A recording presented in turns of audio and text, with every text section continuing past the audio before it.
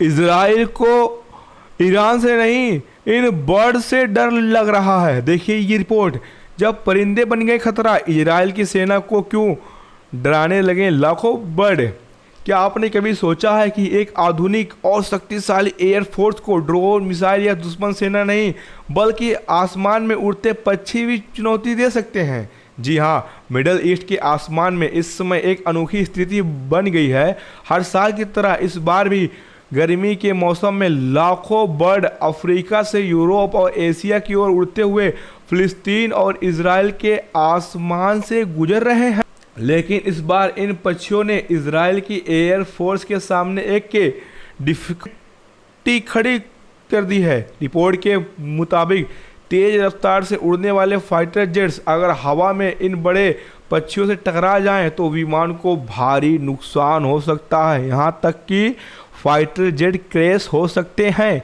इतना ही नहीं, radar screen पर कई बार आईडीएफ ने ड्रोन या मिसाइल समझकर उसके शूट डाउन कर दिया है, जिसकी वजह से आईडीएफ को कई बार ये शक होता है कि शायद ये कोई ड्रोन या मिसाइल है।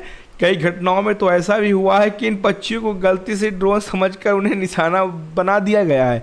लेकिन सवाल सिर्फ सुरक्षा का नहीं, कुछ जानकार का कहना है कि मिडल ईस्ट में जारी युद्ध और लगातार हो रहे हमलों ने पूरे क्षेत्र के नेचर और फॉरेस्ट को भी गहरा नुकसान पहुंचाया है। गाजा, लेबनान और आसमान के इलाकों में बमबारी और सैन्य गतिविधियों के कारण कई नेचुरल आवास नष्ट हो चुके हैं और इसका असर सिर्फ इंसानों पर नहीं बल्कि आसमान में उड़ने वाले इन मासूम परिंदों पर भी पड़ रहा है। आज की दुनिया में युद्ध सिर्फ ज़मीन पर नहीं लड़े जाते, उनका असर आसमान, धरती और प्रकृति के हर हिस्से तक पहुंचता है। और कभी कभी इतिहास हमें ये अजीब दृश्य भी दिखाता है कि जहां एक तरफ पावरफुल फाइटर जेट्स हैं और वहीं दूसरी तरफ उड़ते हुए छोटे छोटे बर्ड, लेकिन फिर भी वे पूरी सैन्य मशीनरी के लिए एक के डरावनी चुनौती बन जाते हैं।